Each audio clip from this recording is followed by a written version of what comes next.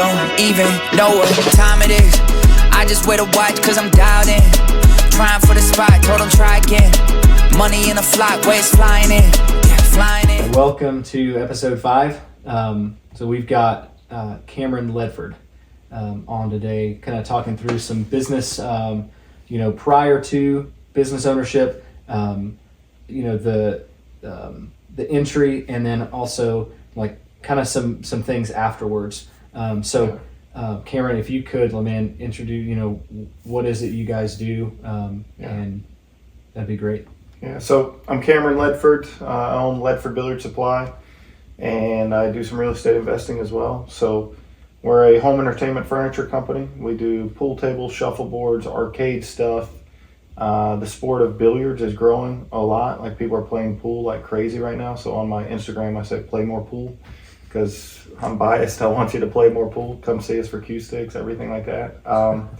So that's mainly what we do. And it's a growing sport, and it's growing in the Southeast a lot too, because we're getting so many people moving here.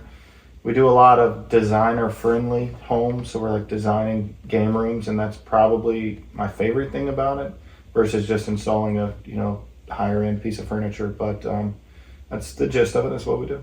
Yeah, that's awesome. And so we've known each other for a couple of years. I've seen a lot of the growth kind of beforehand, but also like kind of where you guys are at now. And that was one of the reasons I wanted to bring you on, is because of how much growth you guys have had, but you've had an incredible amount of experience coming into like an existing business, and revolutionizing some things, like changing some things in order to like trying to look at scaling and like what that looks like, and kind of how to do that, especially kind of purchasing an existing brand and an existing business as well now. So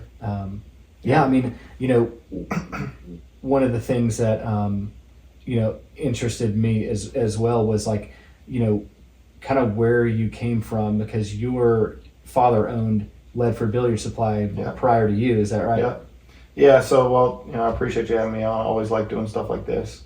Anytime we can kind of get into the nitty gritty of business, it's fun to have those conversations and kind of show that behind the curtain look on exactly what goes on. Because a lot of people who may want to get into business or may have an idea, they think it's all glorious and everything like that. And it's a lot of fun, right? Like, we do it for, maybe we live and breathe it. Maybe we enjoy the pain and stress of it more than the pleasure of it. But it's a lot of fun. So my father founded this company in 1964. Okay. And he was a school teacher at the time and was working on tables after, class or whatever, and just found that he couldn't make enough money doing teaching. And so that's why he was working a second job. Well, it's a funny story that an attorney called him from Greenville. I don't know who this attorney is. I'd love to meet this guy. But basically he calls him one night and he's trying to buy a pool table, and he can't find anywhere to buy a pool table. And he knows my dad does these services, and so my dad's like, I don't sell pool tables. Like, I'm sorry, like, I don't know what to tell you. Yeah, so he didn't sell pool tables, he just worked on them. Yeah, back in the 60s. And so the guy basically like cusses him out. He's like, well, maybe you should. And so, long story short, he got into the business because of something he did in college with Brunswick. So he calls his rep at Brunswick, ends up getting into the business because they shipped him a truckload of pool tables on the terms of pay for them when you sell them. Oh wow! Okay, so they gave him that kind of deal. Yeah, and so they shipped him a truckload of pool tables, and here we are. I guess it's 50 plus years later. Still kicking and turning. It's by it being a second generation company, it's cool for me because I get to carry on a legacy, but also too, there's pressure in that where. It's not just something you built. Right. You carry weight in your decisions, because now if you fail, you're also dropping a body of work that was 50 plus years. Right. And so there's a little bit more pressure with every decision you make, because it's not just your life's work, it's your father's life's work too. Yeah, and that makes sense. A lot of people, get the idea of, it's like, daddy's money kind of thing. It's like, well, it might just be easier to not be in a family business than to have chosen a family business because of the weight of those decisions. Yeah. I definitely want to get into that. But so when he started, was there anything like seasonal about what he was doing, like working on pool tables, or was it just like he got into that because he liked to do it and so he just did it at night, or was it like did he do it a lot more or like in the summertime when he wasn't working, or like what was the? It's a great. I mean, I have no idea. I wasn't there, right? But what I would imagine is from the stories I hear, my dad, he's a hard worker. Yeah. Like I get my work ethic from him, and I think I work probably half as hard as he worked. Wow. He's just that's all he does 24/7. He's 83. He still does it today. Like he'll call me up randomly and ask me if I sold something. I'm like, Dad, what are you doing, man? You've been retired for 3 years. Like, why don't you? And he's still that actively involved in wanting to see me grow and succeed, but also the company. Yeah. And so for him, I would imagine he probably worked school in the mornings and then did it at night. Yeah. And he probably did that every day for years until he could replace his income, I would imagine. We've never had that conversation, but I'll definitely ask him. That's a great question. Yeah, I was just curious, like what would call, like why somebody chose to get kind of into what they decided to get into. But I mean, it's interesting. It sounds like, I mean, obviously so many businesses start because they're trying to solve a problem in the marketplace. Either it's because they had an experience where they, it was just a horrible situation that they knew they could have done it better. And so they're like, well, I'm going to go do it better. Or it's because they notice that there's just this gap in what the market has to offer, that, and then they figure out a way to fill that gap, and solve that problem. So it sounds like, I mean, that is exactly what he did. Yeah. He recognized the gap that, especially having the ability to pay for a table when it sells is pretty unheard of now. You can't do that now. Yeah, which is kind of crazy to hear that. But, I guess back then maybe it was just a different, different type of industry. Well, you got to think back then, I mean, we were in a whole different economical state in the country, right? Everybody's growing. That's the boomer generation, the largest generation that we've had. And, I think it's like 70-something million people. Don't quote me on that. But a whole lot, there's a lot of product that has to be distributed. Like you got to think the Ford Mustang, like all of that was planned around this generation. You still see it today. Like in marketing, they always talk about, and my dad used to tell me, he's like, sell to the kids. Well, when we were growing up we're the millennial generation, it was about selling to the kids. Well, he was the kid back in 1965 or whatever that they were pitching the Mustang to. He bought one, right? So he's like one of those, the perfect marketing piece. And I just get to pick his brain over 50 years. I get an insight of all, and he maybe not know exactly what I'm asking. I'm kind of like a nerd when it comes to business, but I love to be like, why did you do this, or why did you do that, or what was it in this situation, or like the gas crisis in the 70s. Evidently there was a point in time where you couldn't buy gas. Wow. And that was a big thing where they were trying to solve. And that how do you get pool tables out if you can't buy gas? You can't. You don't have any gas. So, talking about that, but it also gives me ease too, because like you go through a time like COVID, and I'm like, hey Pops, like have you ever ran into something like this? He's like, nah, I've never seen anything like this. Like, I don't know what's gonna happen. So he's kind of been a cheat code for me to call and just, hey man, like, what do you think? What do you think's gonna happen with the market? Our industry's recession proof.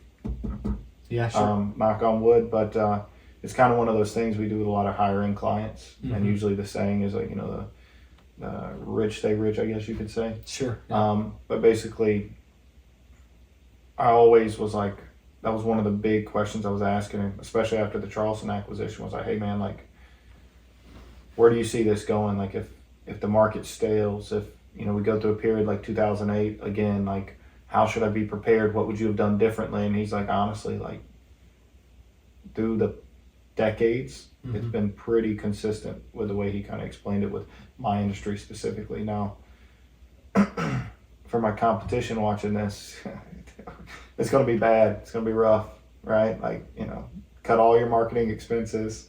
You know what I'm saying? Don't spend anything. Yeah, fire all your guys. Yeah, go down to shrink down to one employee. Like that's what you should do. But having that insight from him has been very fun because it's I wouldn't say it's like a cheat code, but it's kind of like a reference point. Yeah, sure.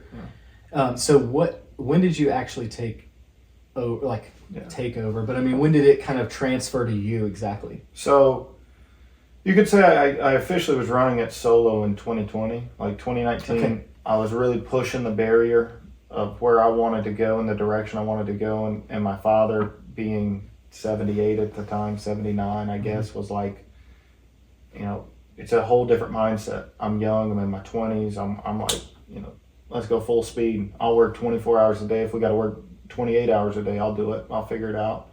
You just put a cot in the back and stay there. I'll sleep in the passenger seat. Like, it doesn't matter. Like, let's go. Where he's like, he doesn't want to take as many risks. Right. Yeah. Was that because he was kind of not landing the plane, I guess, but like he was more, I guess, comfortable and he was just kind of stable and he just wanted to sustain what he had. Pretty much, yeah. So, and I think that's the biggest struggle in a family business, because especially with the divide between us, I'm 32, he's 83. You got to think that's 50-year gap. So he had me late in life, but when it comes to like pushing a business, like obviously, you know, like you got to push it hard.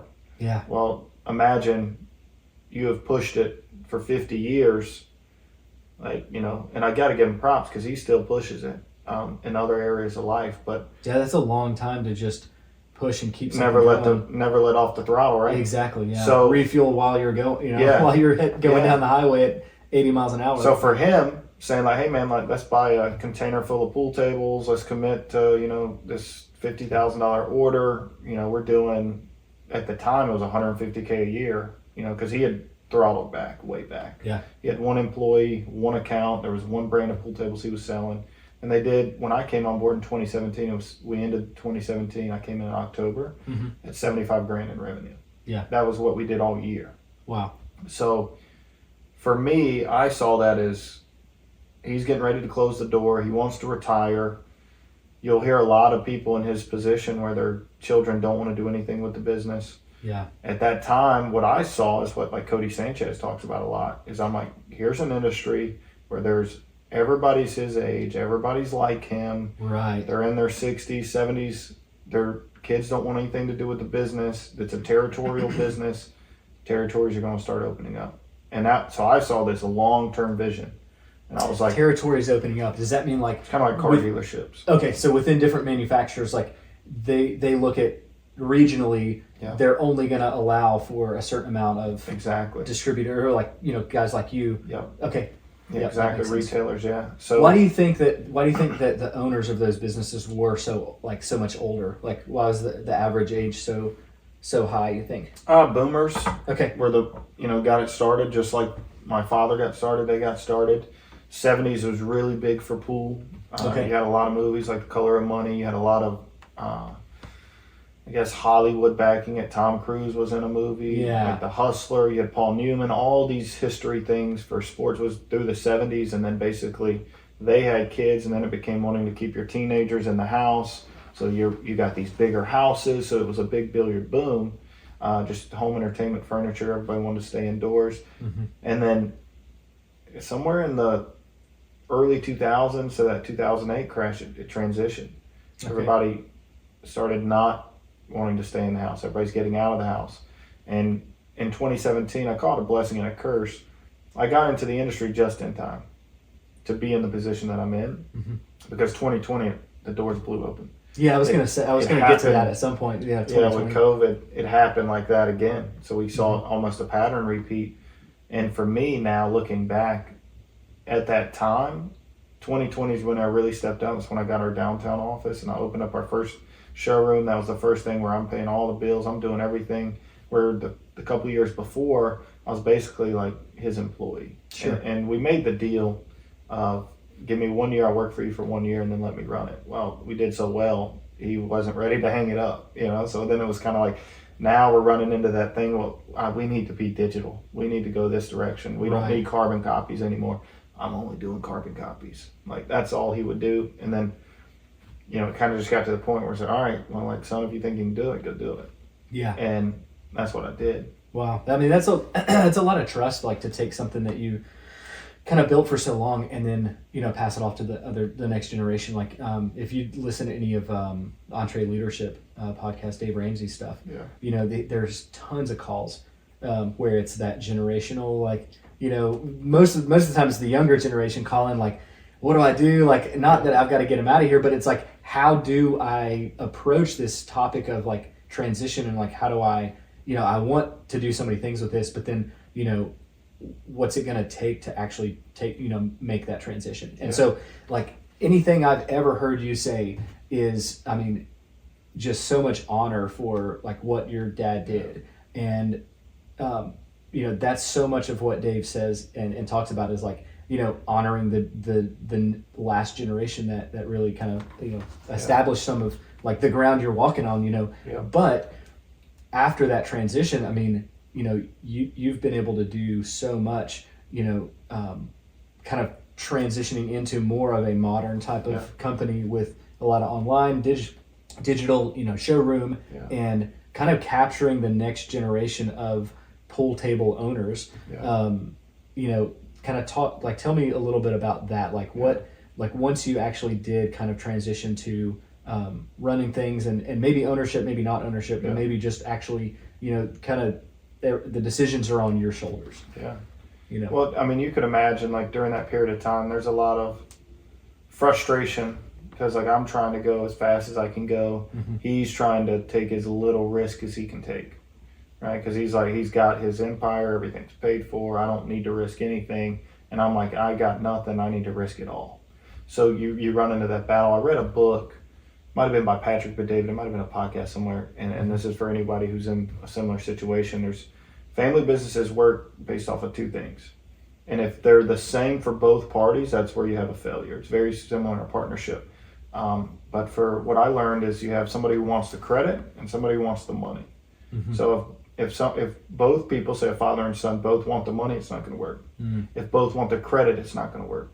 And so you have to decide which one you want, and you have to have that conversation and make sure that what you want is two opposite parents. My father and I never had that conversation. We just luckily it worked out. But my father was always like, for me, the way I see it, I feel the pressure of he built something and I have to build it greater. And like if you read the 48 Laws of Power, they talk about how dangerous it is to step in another man's shoes. Mm-hmm. It's like Law 41 or something. And you can't just do it and follow his path. You have to do it on such a level in which his path looks like he did nothing.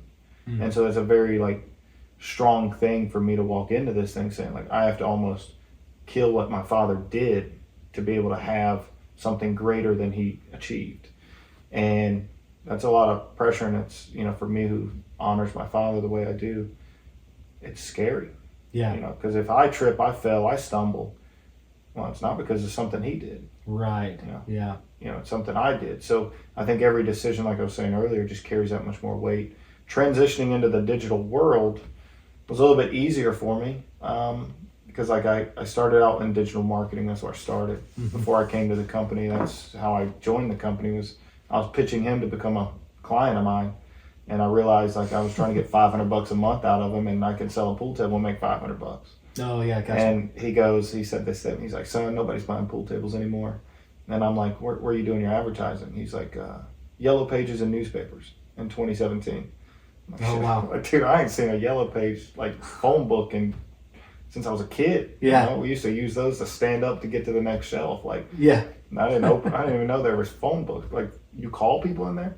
So yeah, I didn't know you could really still even advertise in the phone book. Like, yeah. So in 2017, that's what he was doing, and I was like, no, they're still buying pool tables. They just, they don't know who you are anymore. And it was kind of like, I've been doing this for 50 years. Like, I'm known across the country. But I'm like, it just changed. And so doing the digital marketing thing, I started with building the website, mm-hmm. advertising the company, doing that stuff, and then like now it's all about video. Like we're spending so much money on video. I'm trying to document everything, and the way I think about it is, if I could have went back to the 70s and watched my father operate, and if he had a camera on him 24/7, and watching everything he did and all the moves he made, man, what a resource that would have been for me. Yeah. So now I'll have it for the next generation, but also too, like the first video we made, we sold like 4 or 5 tables from it. Really? And I was like this is what we need to do. This is a lot. Yeah, this is crazy. So that was just the past year. Yeah. Where did you put the video? YouTube. Okay, YouTube. So you just threw it on YouTube. So I guess is Is it because, do you think it's because that space doesn't have a lot of like content? I'm afraid to say because I don't want to tell people. Sure. Jump on board, like you need to do this. We'll close the curtain just a little bit. Yeah, close the curtain just a little bit. I don't know. I feel, I feel like you have to make good content. Sure. First off, Absolutely. Like there's a lot of people who've done what I've done, and maybe they had the results. Yeah. Maybe Well, they've definitely done it in different industries. Yeah. And so like that whole like content and like, vulnerability of like stepping in front of a camera and stepping in front of, just like whatever. I mean, there's a vulnerability to that, and there's an authenticity to it. Do you think there's anything about your content that you're making for other people in business, or is it more so just advertising like the product? Like, because you said something about like being able to see what your dad did, how he did it, along the way, like, what. That gets more into that vulnerability side of things that we're tapping more into this year. Yeah. Last year it was basically like we just set out a goal. It's like, hey man, we want to review every table we've got in the industry. Where one thing I'm battling with now is like we're fully branded as a billiard company, even though we do so much more. Yeah. And so now I'm kind of battling, all right, what's our brand? What do we want to be? What's going to last another 10, 20 years? Yeah. And does we're considering rebranding, because it's like, does Ledford Billiard Supply say what we do today? Right. And I don't know that it does. But the problem that I have is that we've had that name for so long. Changing that is like a big risk too. For sure, yeah. And because then it's like, if you're primarily a billiard company and you also are starting to see some like growth in these other departments or these other products, changing everything means like, does anybody find you for billiard supplies anymore? Do we lose our specialty? Yeah, do you lose that? And like how are people finding all those other products? Yeah. And like what does that mean for the whole company? Because I think the one thing that separates me and my industry is I've tried to run our company like a furniture store. Okay. Yeah. So I've always came into it like, oh no, like we don't sell pool tables, we sell furniture. Okay. And trying to market it, advertise it, and build it in that front, because you can have a $1 billion furniture store, right? There's not a $1 billion billiard store. Okay. And so with my aspirations, if I want to, have a $1 billion company, right? Well, I can't do it in billiards unless I'm the only place you can buy a pool table from. Right. And so like having those aggressive aspirations where we want to grow and expand, obviously like the acquisition, I'm sure we'll get into that, where those things, if I change the name, does it allow me to get a bigger EBITDA? Does it allow me to get to a bigger market, to sell more products, to then have a bigger evaluation? Because it started out as hustling, if you've read the Cash Flow Quadrant by Robert Kiyosaki, basically you start out as like a self-employed, which basically is like you're your own job. Solo operator, like solo entrepreneur kind of. Yeah. And I'd recommend everybody read this, because it's a great book. But basically you go into these different levels where eventually, you level up. And where we're at right now is I'm trying to build a company. Right. And a regional company, so that we have multiple locations. We're all operating off those same systems. And it's like copy and paste, to everybody's doing the same thing, the same way, the same time, Yeah. And automize everything, like make everything smooth and simple. And like I'm kind of at that barrier where like this is not like I can't call my father and ask him, hey man, how did you systemize these stores? Well, like he had 5 stores in Greenville, not across the region. So that's kind of where I'm taking it to the next level and that's my biggest barrier that I'm trying to figure out. Yeah. Where I'm at right now is if I rebrand, what does it do? Yeah. How close are you to like the day-to-day to where like, because obviously in order to do that, I mean, you've got to duplicate yourself almost and kind of get like level yourself up so that things kind of operate without you almost. Yeah.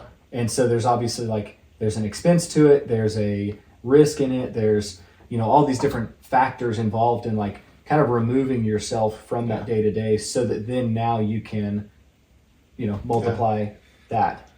I mean, I'm getting like a taste of both of it right now. The problem is I love to work. Yeah, sure. I love working. I love what I do. I love going to the office every day. I love cutting it up with the guys. I love taking the sales calls. I love closing the deals. And with the Charleston store, it's the exact opposite. You know, I've got a great manager in place. He runs everything day to day. He calls me when there's problems. And sometimes he'll call me and he's like, yeah, man, I don't even want to bring this to you because like I think I should be able to solve this or handle this. But Oh, wow. here's what I'm dealing with. You know, what do you think? And I'm like, what do you think? And he gives me what he thinks is the solution. I'm like, we'll do it.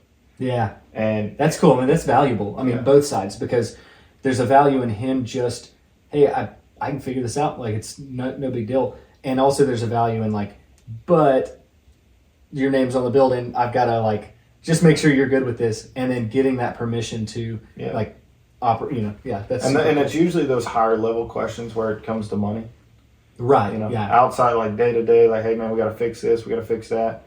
Like he's very, he takes a lot of ownership, and so he's partnering in. So what we've established is a system to where you can come in, you can start as an installer at $10 an hour, go all the way up to $20 an hour, then go into sales, then go into like a management position, and then go into an ownership position. And that's the company levels. I'm trying to build it how I wish I had it. Mhm. You know, if I were to join this company today at the level, where can I grow to? Yeah. Well, we can grow you to a point where you can manage your own store, manage your own market, not as a franchise, but as a partnership. Yeah. To where we show you how to do everything. You don't have to do it. You don't have to know how to play pool. And I can take you from here to there, and I would try to do it in 2 years. Yeah. Gotcha. But we can get them to ownership level where they're making 6 figures a year. That was unheard of when I joined the company. Yeah, sure. That wasn't even a thing. Like I'm like, yeah, man, like I'm making $18,000 a year, you know, in 2017 is what my dad paid me. Right. I left Pivotal Fitness at $60K to go make $18K with, you know, a hope, a prayer, and a dream. And Yeah, that's right. you know, now we're here. So it's like I'm trying to create that. Like, man, like what would be the best case scenario? Because what I find is we'll bring on good talent, but we won't have a place for them to grow into. And so one of our core pillars is self-development and growth. Well, if I don't have a ladder for them to climb, if I get to a point where they're at a ceiling and they can't go to the next level, well, I'm doing them a disservice. Right. And so just trying to build that out. Or they'll just leave. You know, they'll just end up going somewhere where they can to a bigger, better like, opportunity. to the next, you know, place on that ladder, whether that's in billiards or not. Yeah. And so that was kind of what I was thinking. Like as you were talking, is like, you know, there's a big difference between, you know, building a billiard business and building a business that sells pool tables.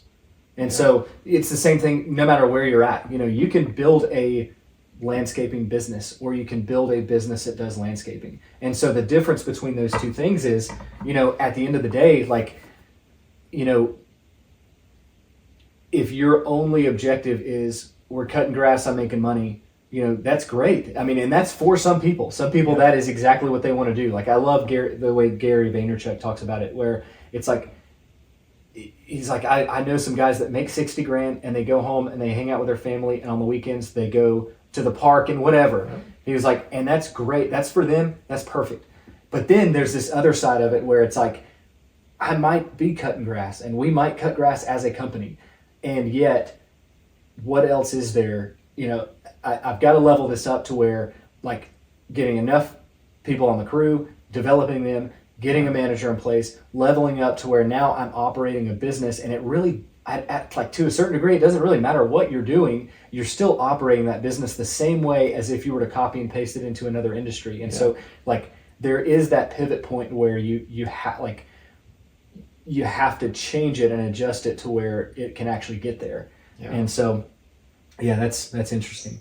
So the Charleston acquisition, I mean, how pivotal do you think that is to that growth? I mean, and like, was that Charleston acquisition, was it a step towards that, or is it just a revenue point where you have to change it? Kind of talk through that a little bit. Oh, well, I mean, I think it was about 7 questions in one. Yeah, so sorry. I got you.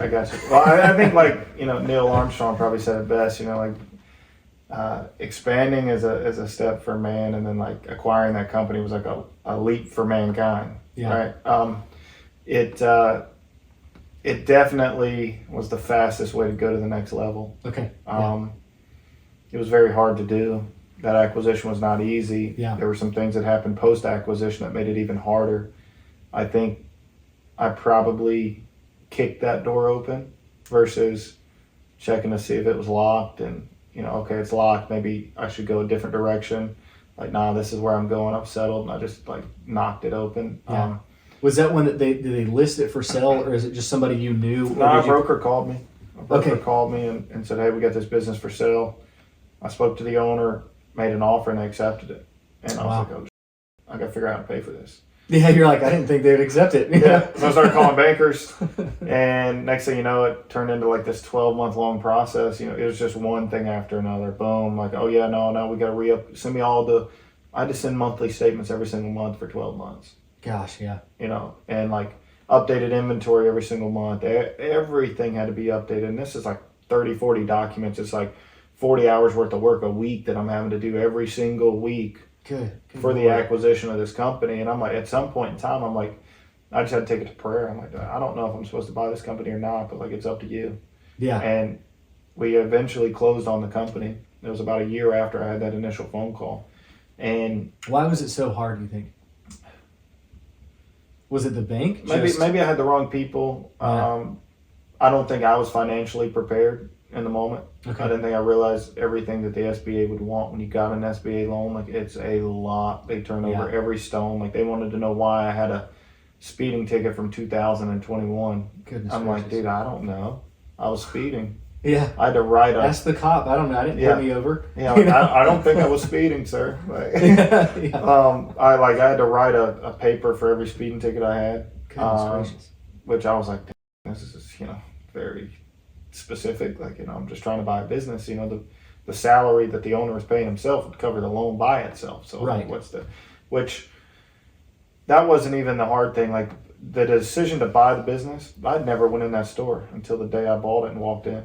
Really? You'd Yeah. never been there? Never been in there. Never even Interesting. looked at it. I saw pictures online. But and you saw all the financials. And for me, it was the everything territories. That's where I saw the value. Okay, so you were buying the territory. I didn't even care what it something was. that existed that you can plug into, and it'll just keep going the way it is. How removed was the owner from that business before you He bought was it? pretty much involved in day to day. Okay, so you That's knew one obviously. mistake I made that I didn't know. Which Okay. I came into it expecting everybody to quit. Really? Okay. So I came in with a whole team, we're going to replace this thing. Wow. And so I was very overinflated on staff. Most everybody stayed though, didn't they? Yeah. Pretty much everybody did. Yeah. Wow. So you knew obviously you'd have to replace his function because he was Yeah. he was And that's pretty where I plugged in my manager. yeah. So because he was pretty pivotal to just that store opening and closing every day. Yeah, day to was- day. Yeah, he was there every day. That's interesting. So I had the opposite experience with. So I bought about 7 clients. So it was a pretty small thing. So it probably was the difference in size between what I bought versus what you bought, in comparison to gross revenue and all that. But the difference was obviously I would have to cover all of 100% of the labor would be me, and so at the same time I bought it at the beginning of 2025, January 1, and I talked to the gentleman before. it's a good day to buy, by the way. It is a good day to buy. Yeah, the very first of the year. Right before tax season was not. It wasn't. Most businesses you want to buy in beginning of the year. I should have bought in May.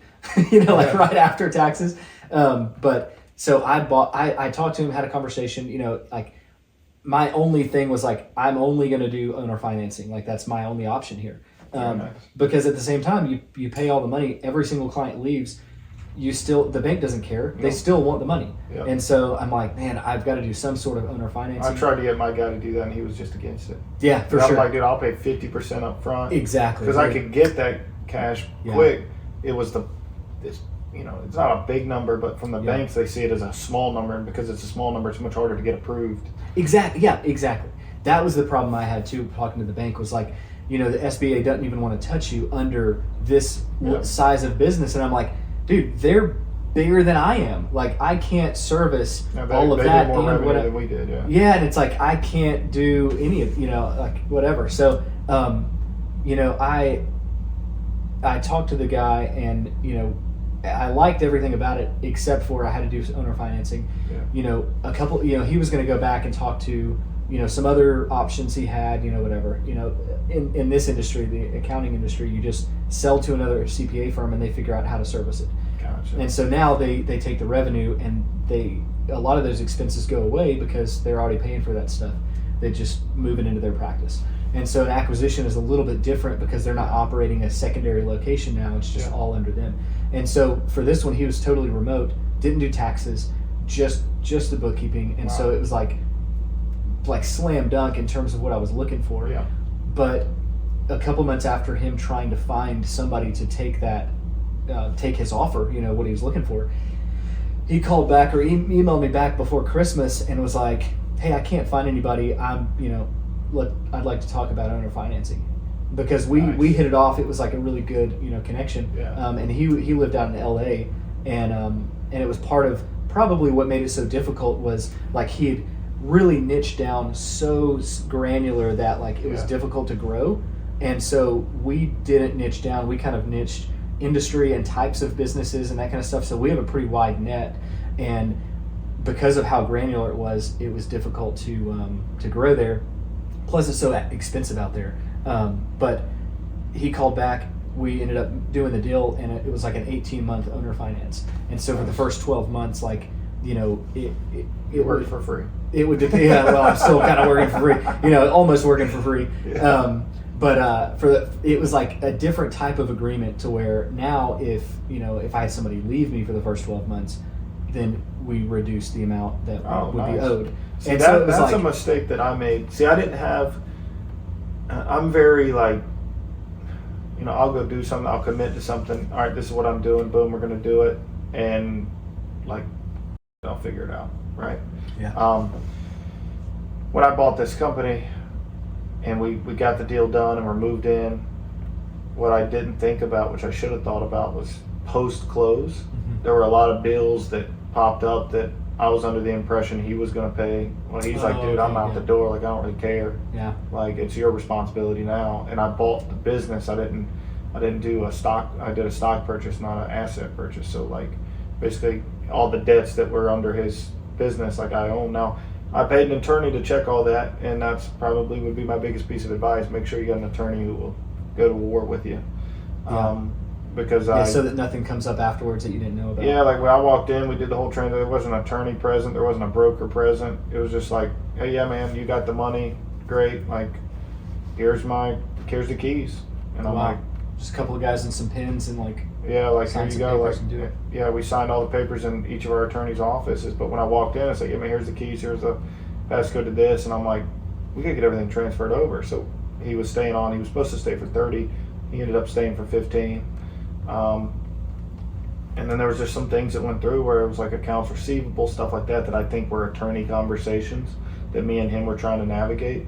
And I was just at the point where I'm like, dude, I just want this to be done with. Like, dude, whatever. You think you should keep 15K of these deals you say you sold, even though we haven't even received the products and stuff like that. I'm like, dude, just get out of here, bro. Like, I'm good. Like, I'll, whatever. I'll figure it out now. Yeah. Like I didn't want to spend the energy of the fight, because I knew the value wasn't even in what he was like fighting for. Yeah. Which I just let it go. I was like, here you go, whatever. And I mean, it cost me about $60,000-$70,000 in the first month or so, and that was all like the cushion that I had going into it. And so it became, oh shit, now it's a hustle. Now, and the business was just like my father's in 2017. Yeah. I mean, identical. Carbon copies, credit card machine that like doesn't even print receipts. Oh wow. Like, it's on a dial-up number, like stuff like that, where like I came in and we just immediately POS. We're going to the computer. They didn't even have a computer that you check people out on. It was just like, we write it on this carbon copy. White goes here, pink goes there, yellow goes there. Oh wow. And so we completely changed the whole thing, got it up to par. But the blessing, and this is where like I give it to Faith, is because they do what we suck at really well, and we do what they suck at really well. So the piece of the puzzle. I remember that. Yeah, I remember talking to you about that. The piece of the puzzle couldn't have been a better fit, because we sell furniture really well. They didn't. Right. They sold accessories really well. The pool sticks, the cues. They're the ones who kind of opened my eyes up to, like there are a lot of people playing pool. That's a business where, like, and my dad, we never sold cue sticks. Yeah, There they wasn't were a any lot money more in like that. retail location, like come in and buy supplies, and you guys were way more virtual, remote kind of Furniture. like situation where you I'm selling just ship it all tables over on- the country Yeah. or all over the world, Yeah, really. because you Designers guys- come in, boom, boom, boom, finishes, like all of that. So it's not like where Yeah. they were. You come in, you see a pool table, this is what you buy. But they were heavily on the player side. Those players aren't buying pool tables; they're buying pool sticks. Yeah, And we might chalk sell and 10 all cue kinds of sticks a stuff. day. And I might, like in Greenville, it's picking up now more because I've understood the marketing from both sides, Mm-hmm. and vice versa. We're selling a lot more pool tables down there now, where my dad always was like, nah, nobody buys pool sticks. Like, Yeah, it's like they'll buy it with the table, but then they'll just keep them for years, and like they're not Yeah. going to replace them, kind of. yeah. So it was a perfect marriage. And so now what I realize is the systems for 2 stores essentially can be the same system for 5 stores. So now it's like I can do 3, 4, 5 and not really have any more overload other than finding the right people. Yeah. So Do you see that as like that being one of the missing pieces, like bridging those 2 types of stores together to the stability of, you know, being able to copy and paste? 100%. Yeah. 100%. Like if I could go back and do it all again, I would have negotiated way harder at the beginning. Yeah. Got the price way lower because I think I could have got it for probably $100,000 less than I paid for it. Wow. But it was one of those things where I just like, I don't know, I know I needed it. I wanted the territory. There was a little bit of like, oh yeah, if I get the territory, I don't care what I paid for it. It was something that I wanted. You see what I'm saying? Yeah, for sure. Like I wanted this territory with a specific brand that I couldn't get in Greenville. By buying this company, I could get it. And like that was a goal of mine, was to get this brand. Yeah. And so I bought it, and we made it happen. And like I said, it was a long process, but bridging those 2 stores together, I think set us up for success on a major level. That, you know, I had to be careful with saying what I'm saying because I don't know who's listening, kind of thing. I don't want to give my competition advice, so to say, Sure. because my competition, I feel like, is anyone who sells a pool table. Mm-hmm. And now I help a lot of guys, and a lot of guys in the industry help me. And so there's some people that I find is like partnerships, right? That I send business to, they send business to me. They sell stuff in our area, I sell stuff in their area, and we kind of pay each other accordingly. Yeah. But my ambition is to grow this company to where, like, if you buy a pool table in the state of South Carolina, you buy it from me. Yeah.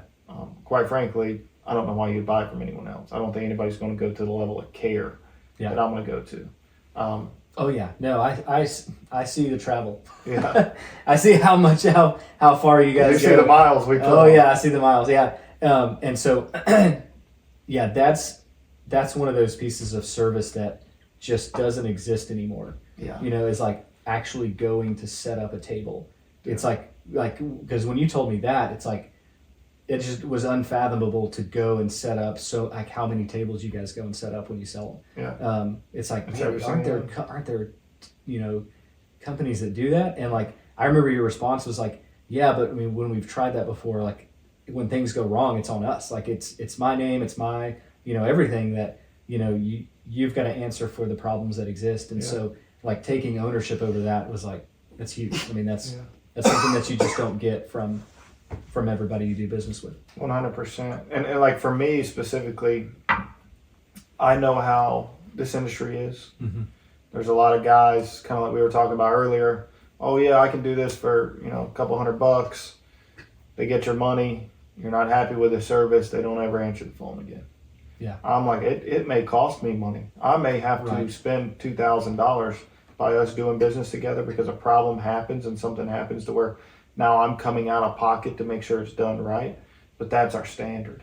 Like that's something that I carry with every single day, where it's like, I don't want someone to ever feel bad for doing business with me. Yeah. I want it always to be like, man, I need to do more business with that guy. Because I got a great deal.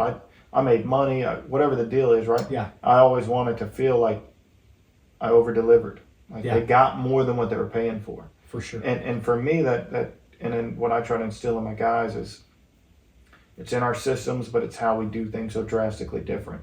Like we're not like the redneck who works on a pool table, and I do it for $200, and you buy me, a case of beer, you know what I mean, and we'll figure this out, at your house. Yeah. If you want the highest standards, if you want somebody who wants to do it perfectly and knowing that we can never do it perfectly, but knowing that we're striving every single day to do it perfectly. Yeah. Like if you want somebody who carries that stress and that discipline and that responsibility with every job you do, that's what you pay us for. And we're not the cheapest. We don't want to be the cheapest. Yeah. But we want that client who wants it done right. Absolutely. Yeah. 100%. Yeah. And that's the thing is like, me and Micah talk about all the time is like, it's not about what happens in a transaction, a business transaction, or, selling a product or whatever. It's 100% about how you handle that problem. I come from, my first entry into the, business world or sales and business development kind of world is where I started. And, I worked for a relocation company.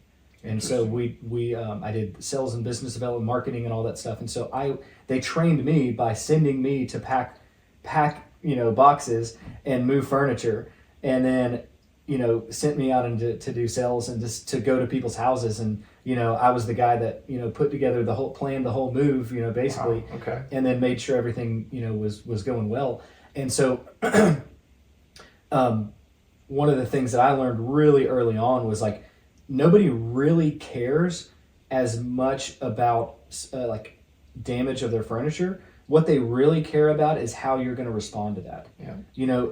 That I remember having situations where things did break. You're never going to we both know some moving companies in Greenville, and nothing is ever going to go perfect. Nope. But if you're the guy that turns around and fixes it and, spares no expense to make it right, then they're still going to come out of that experience with, a 5-star review. Yep. Or whatever. And then after, years after that, before I was, in the industry I'm now, I managed the warranties for a transformer company. And so we would ship the electrical transformers all over the country and sometimes all over the world. I mean, we went to Hawaii and all kinds of different places. And, I was the guy that took the call when a transformer wasn't working properly. Wow. Or when a warehouse was, losing. When a problem happened. Yeah, losing $15,000 a day because this transformer broke or, something happened. And so my entire job was like, I always joked and I said, like, I'm the don't get us sued department. Because, like, from the time I got that first phone call, my job was to make sure that they still were happy with us by the time we finished that, repair or the warranty that we were working on. I mean, some of our best reviews are when everything went wrong. For sure, yeah. Because nobody expects you to actually do anything about it or care. And when you do, they're like, what do you mean you're going to do something about it? You're like, yeah, I didn't know what you wanted. They're like, well, yeah, that's what I wanted, but I didn't expect it. I didn't think you were going to do it, And some things we do, I mean, they suck. It's not just the money side of things, but it's like, man, we work so hard to get it right. And sometimes what happens is out of our control. Like, I always tell this story. It's we sold a shuffleboard 18-footer in Vegas. We go out, fly out. I hired a company to put it together. They come out, boom, boom, boom, and we pre-assemble everything in our warehouse to make sure everything's set up. So when we get to the client's house, we're not finding out problems. Mm-hmm. Well, they're like, oh, I didn't know it was an 18-foot board. This problem, that problem. Like, it was a problem just getting them to the house. They were 2 hours late. I'm sitting here talking to the customer. I'm like, man, we don't do business like this. And so when they finally get it in, come to find out there was a problem with the cabinet, which is where a shuffleboard sits down in, and the climate adjusters, which are where you adjust the board over the season. So there's little notches for the camera, so the board will sit down in it. Well, they were misaligned, so the board wouldn't sit in. There was nothing we could do to make it sit in right. Oh, wow. And this is a $20,000 shuffleboard. So like, the guy doesn't care that it's wrong. He cares that he bought a $20,000 shuffleboard and he wants it fixed. Yeah. Well, the company who manufactured it, I reached out to them to get a replacement, and they were telling me like, oh yeah, just move the climate adjuster, you just drill some holes, put some nuts in it. And I'm like, yeah, I'm not doing that, dude. We're not woodworkers. Like, just send me a new, cabinet, and the cabinet should fix it. So they do, and turns out the cabinet wasn't the only thing wrong. The play field was also wrong, so we needed a new cabinet and a play field. I didn't know any better, but the manufacturer wasn't going to send us a new play field. Oh, wow. So I bought a play field. I said, okay, how much is it? I need one. And so it was like $2,000. Now, granted, this is like the third time I've flown out to Vegas. Now I'm flying back out to Vegas again. Gosh. And at that point, I'm like, yeah, no, we're doing all the work. Like, we'll take it. Whatever, ship it to a warehouse. I'll pick it up. Boom, boom, boom. We'll get it done. And that's what we did. And like the longest review I've ever had is from that. And I mean, he left like a 3-page, like, essay, document, whatever you want to call it, of just the whole experience, how everything went through, how like he thought that he was going to be left hanging, and basically we owned it, fixed it, and how he wouldn't buy anything from anyone else. Wow, that's incredible. Yeah. Now I lost money, but that review to me was worth more than the money I spent. Yeah, for sure. Well, that's one of the things that we talk about too is, you know, if you go into business not expecting that at some point something is going to happen. Yeah. And you're either guaranteed not going to make money on that, or you're going to spend money on it. And, you know, it's 100% about the expectation that you set for yourself, and the values that you look in the mirror and you're happy with yourself because this is who we are. These are our values, and we're going to stand by those, you know, means that you can look yourself in the mirror after spending that money, or after losing the money, or, you know, hey, I'm whatever, knowing, hey, I can look at myself and I'm happy. Yeah. Versus, you know, I never thought that would happen. I never expected it. My gosh, I'm losing money. I'm a failure. Or, you know, I didn't lose money when maybe I should have. And like, I hate looking at myself because, gosh, I wish I did more for that guy. Yeah. And knowing that you should have or could have or whatever, and you didn't. And, you know, it's one of those things that, like, I mean, I guess everybody in business has those deals, right? Like, we're not perfect. I tell everybody, like, we're perfect 92% of the time. The 8%, we just need to do it twice, right? For sure. But it comes with those growing pains. Like, one of the things that I'm realizing now is we have such a volume, like so many customers. I can't give each person that tailored experience like that I could before, where I could give you my cell phone number. You could call me. Now I give people my cell phone number and I'm like missing their texts, and I'm like, you need to call our office number, because like if you don't call our office number, I might be busy. I might not be able to answer the phone. I might not get back to you. Your text message might get buried, and then I'm not going to see it. Then you're thinking I'm not responding to you, and then like all this stuff is happening. It's like, no, like you got to call our office. Yeah. Because if I don't get back to you, somebody else will get back to you, and at least somebody else will say, hey, you know, you got to get on this. Where if you reach out to me directly now, it's like, dude, good luck. I might lose the message. And so I've noticed that pattern where it comes like, now we're having to deal with like paying bills, all kinds of this stuff where we have so many invoices coming in, managing cash flow. Like, that's my day to day. That's what I'm doing every day, is like on top of the business, making sure we have enough money for payroll, making sure like we're not overspending here, I'm not overexpanding there, I'm not wasting money in marketing, you know, because it's a throw the money at the wall kind of solution. Let's just throw money at it, see if it fixes it. And then also you're having all these jobs, you have all these problems. Okay, now I got to, do this or do that to fix everything, where I didn't have that, we were much smaller. So now that's my current dilemma that I'm dealing with, is how do you maintain that standard as you grow to levels in which are, way higher. Right. So are you seeing like, for me, I guess I've been in a season where, as I've hired more, we've grown more. Well, as that happens, there's almost like a plateau of like, yes, we're growing and we're spending an insane amount of money that I never thought that I would be spending. Like, my expenses are way higher than I ever made at any other job before. And so I'm like, I'm paying more than I used to make.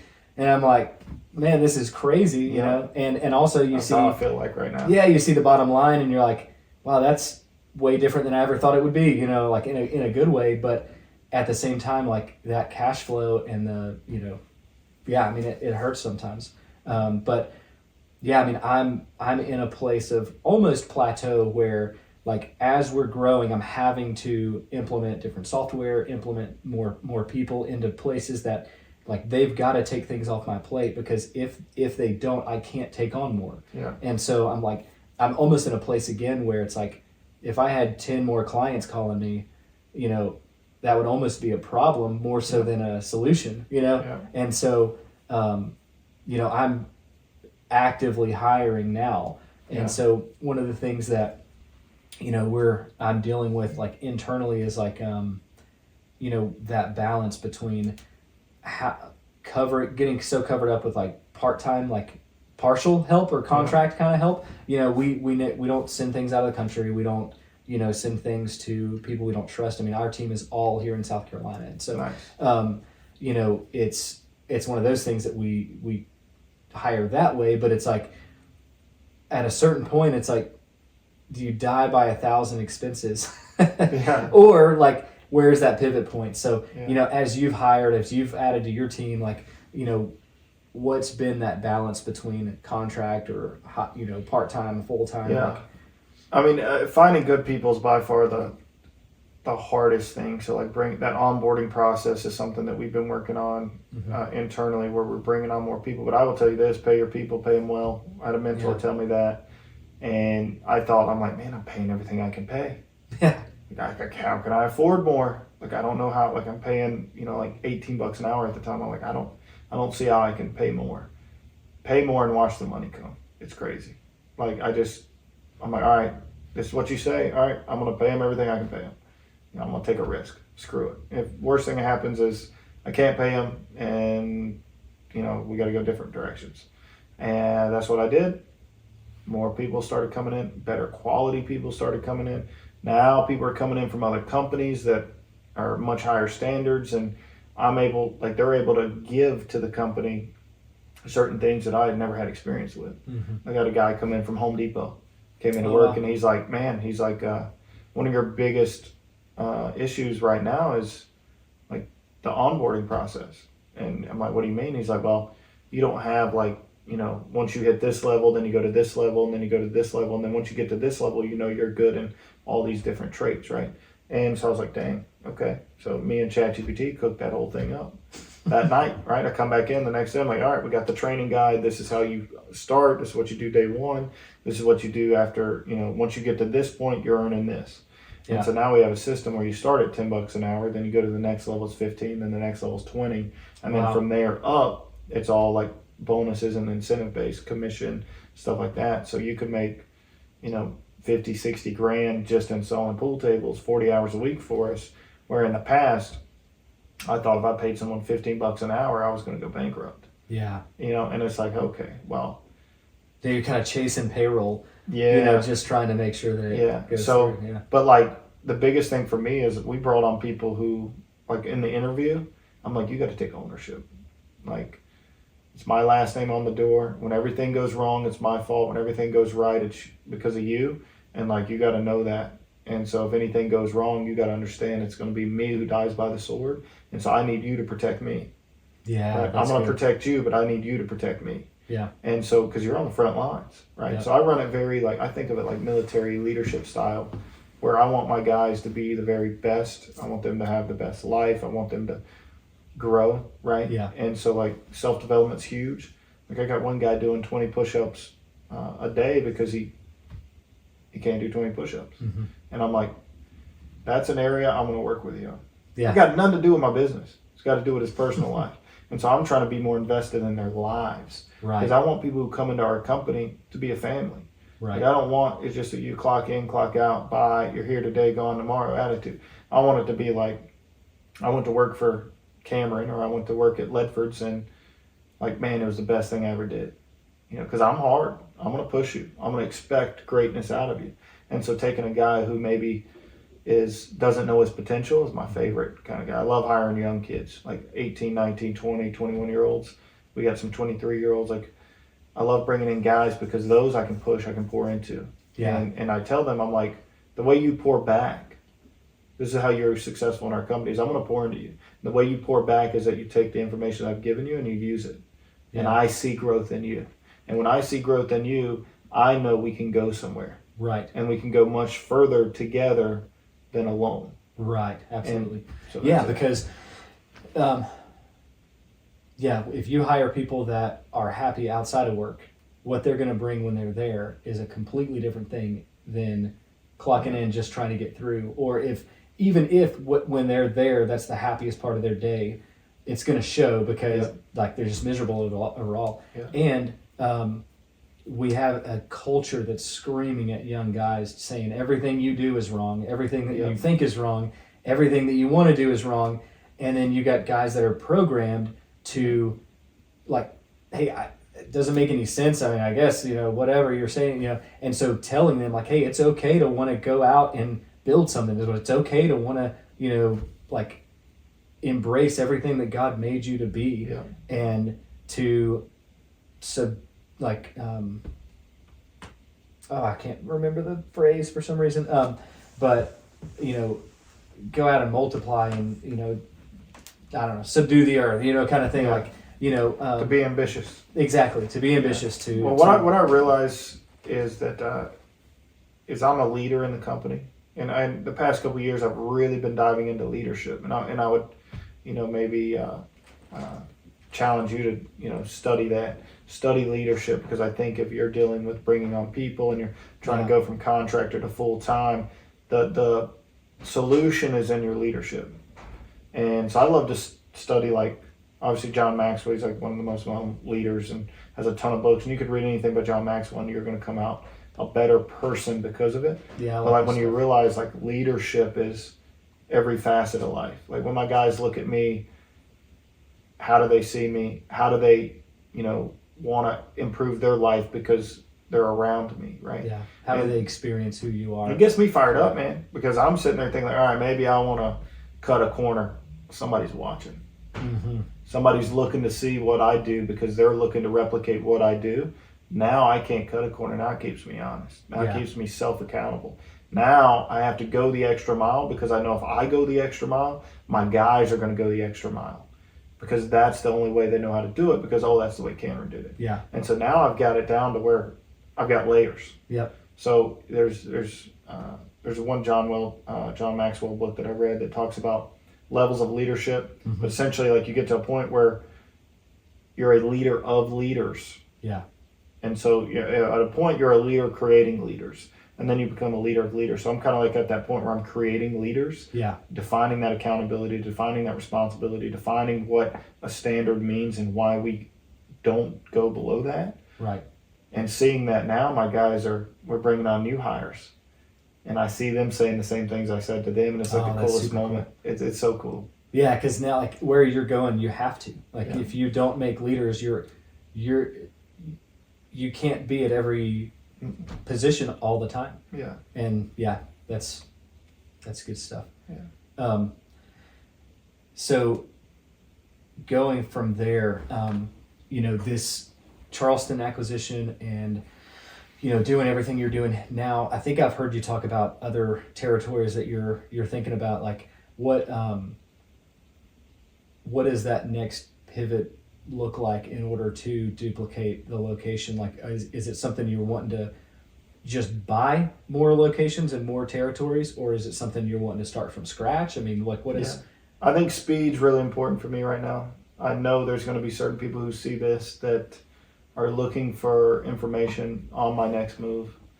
So this is why I say this, like, throughout the interview. I have to be careful with what I say, because I have certain people who want to necessarily get there first, but want to take something so that I can't get there. Yeah. Because they understand that the long-term plan. And so speed is very important for me. I tell my guys that the clock's working backwards. It's like counting down. We're in a game, and then the clock's going to strike zero, and we're either going to done what we need to do and get where we need to get in time, or we're not. Yeah. And if we don't make it there, it's very important that we realize that was a massive failure. Mm-hmm. If somebody gets there before we get there, we screwed up. Mm-hmm. Because we can get there now. We can do it tomorrow. And for where we're trying to grow and where we're trying to expand to, it would be best to buy a company in that area. But because I'm so tied to speed right now, I can't. Yeah. And so I'm having to navigate. You can't just wait around for that to happen. Yeah, I can't wait another 12 months to buy a business. Right. In 12 months, I will have missed my window of opportunity. So I have to go in such a pace where I have to be precise. Mm-hmm. Like I can't make a mistake in any area that I do, because kind of what we talked about earlier, the decisions way beyond me. It's 50 years worth of work. I'm only 32. So I have to understand a level in which legacy is playing into this, to where I can't make a mistake, but also where it comes to the point where I have to make the right move and I have to make it fast enough, because now I'm at the point where if the domino doesn't fall, well, I just stopped a whole chain of dominoes. For sure. Yeah. You know? Yeah. And like you're like where maybe the last few years you've thought 5 years in the future, now like your decisions are you're having to think 15 and 20 years in the future. So like that time you're making decisions from 20 years from now instead Today. of today, instead of from 2 or 3 years from now, because where you're trying to go has massive impact on 20 years instead of just trying to get to that next 2 or 3 years. And if I don't do it and somebody else does, well, they're going to have it for the next 20 years. Right. And we're at this weird window in time where I have to go quickly now because it's available now. Yeah. Whether I'm ready for it or not, I have to be there if I'm going to get done what I want to get done. Yeah. And so it's like, I'm not ready for it. Maybe our company's not ready for it, but I'm a very big mentality of how I acquired the company, bust the door open and figure it out. Like, you're not going to get something you're not prepared for. Yeah. You know, and it may seem scary. It may seem like it's the biggest task or something that you just don't know how to do. When you go in there and you're in the active problem, you can't solve a problem you're not in. When you get in that active problem, the variables are going to become very obvious to you, and you're going to be able to change those and do the equation. We got to treat business very much like math, like algebra, where I have to balance it. And in order for me to balance it, I just have to change the variables and move them in a way. So as long as I know how to function the problem, then I can solve the problem. Right. And so you have to be in the problem to solve it. And so like that's where I'm there's a I don't know if you've seen that old Western movie, or it's an episode, Yellowstone, where Rip and Kevin Costner, the main actor, he's coming down. He's like, "Hey man, like a bunch of bulls got loose or whatever," and he's like, "Have you figured out how we're gonna, get them back?" And he's like, "Yeah, sir. Well, like the best we've came up with is," and he's like, he turns to his other guy and he's like, "Yeah, like is that what we're gonna do?" He's like, "All right, I guess it is." And so like they go out to do this hard thing, and that's where it's kind of like I always replay that in my brain. When I get to a problem where I don't know necessarily how to solve, it doesn't really matter because I'm gonna get it done. Yeah, because like you don't learn how to go chase down a bunch of cattle or whatever without or do something you've never done before. Yeah, without going and chasing down a bunch of cattle. Yeah. And so you can spend your whole life trying to get prepared for something and never do it. Yeah. Or go out, take everything you know up until this point, go out and go do something, and then course correct and pivot and adjust as you're doing it, and you're gonna end up in a totally different place. I think a large part of it for me is that I have faith that God's prepared me to go do what I'm about to do, even though I don't know what I'm about to do. Yeah, and if you look back at the last 10 years, you're like, wow, if I never did this, or if I never had this problem that I hated in the moment or during the season, like this was the biggest issue in my life I wish I could have gotten out of my life.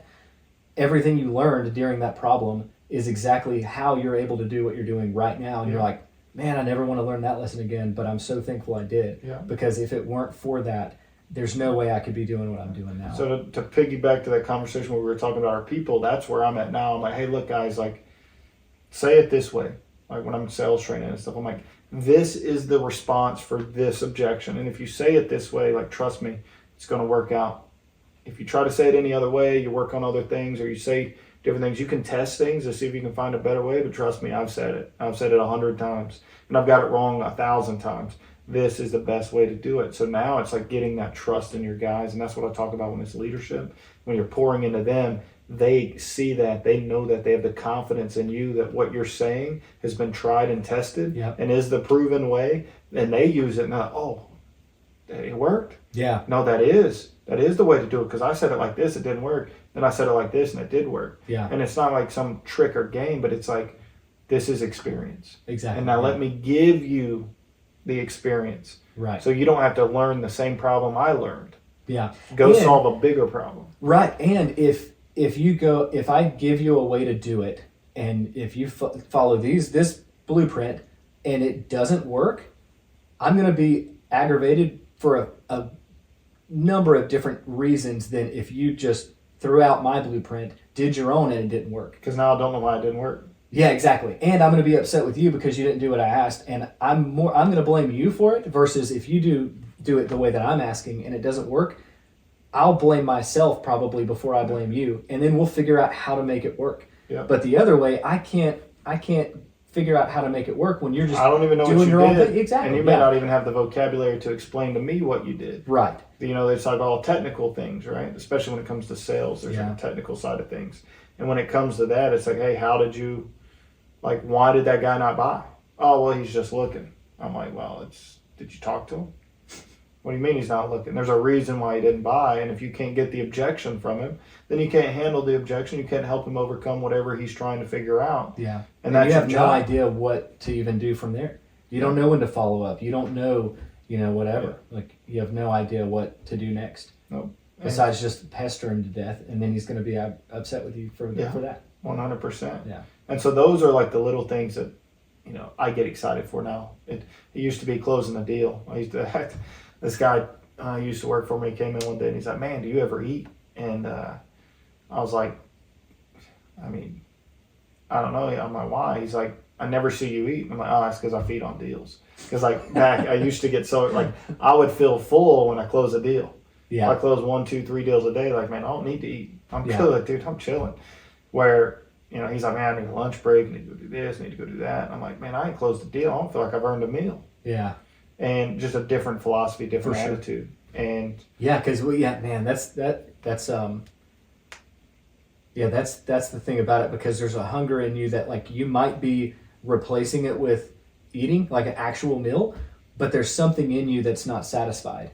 And when it gets satisfied, you realize like, I still doesn't make sense in my head. I believe it, but sometimes when you're hungry, you need to drink water because you're dehydrated. Your body is expressing it as hunger, but you actually need water. You're dehydrated. So in the same way, if there's an unsatisfaction in what you're doing and how you're doing it and the result you're getting, it's going to start to aggravate you, and your body's going to start to want to fulfill that, that drive in a different way that's going to be destructive. Not having a meal is not destructive, but obviously like it's going to try to express itself in other ways because it's not being fulfilled in this is what you were called to do. Yeah. And so it essentially comes to emotional control. It's really what it is. Yeah. When it comes to, I always have this analogy. I discovered this when I was like 13 years old. First time I rode a roller coaster, I was like, oh, the same feeling I had. I was terrified to give a presentation in class. Mm-hmm. Terrified. I mean, like my stomach's like just turning upside down. Like I don't want to stand up. I'm terrified. Yeah. So I'm gonna be in front of the class, give this presentation. Many of the audience and many, like you can probably relate to that feeling. I want you to think about that feeling right now, right? Take it in and remember that, how terrified you were. And then I want you to go to the first time you rode a roller coaster and how terrified you were before you got in the seat. But the difference is you weren't terrified, you were excited. But the physical response was the same. Yeah. You felt the same feeling, like you're going up the right? And it's like your stomach's like, oh, like you're nervous, you're excited. It's like, which one is it? Is it nervousness or is it excitement? Well, that is your choice. Yeah, exactly. You can choose that. Yep. And I love the way that John Deloney talks about like our nervous system and like it's designed to protect us. And so when it sends off these signals of, stress and anxiety and whatever feelings like during those times, it's trying to protect us from something that it thinks it has to protect us from when really everything we're doing is what we want to be doing. Yeah. And so I've noticed that in my business, and last year was like we didn't grow as much last year as we did the year before, and it was on purpose because like we had to stabilize, we had to hire, we had to get through tax season, we had to get through all the stuff.